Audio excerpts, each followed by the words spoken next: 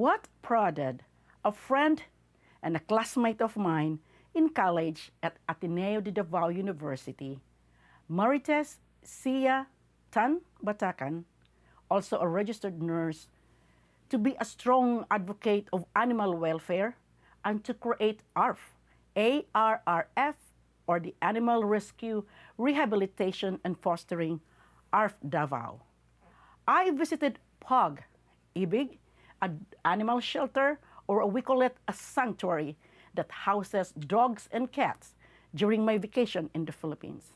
Marites is also the catalyst for making Davao City the first city in the Philippines to have an animal welfare desk. What does she do to sustain the needs of this shelter and promote animal welfare advocacy?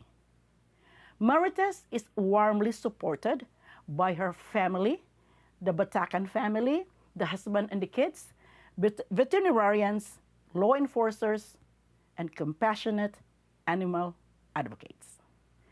Watch for Marites Sia Batacan's journey this coming Saturday at 7 o'clock at night, Central Standard Time. This is Janet Jordy at Global Inspiration, where you need to be seen, need to be heard, and be an inspiration to the world.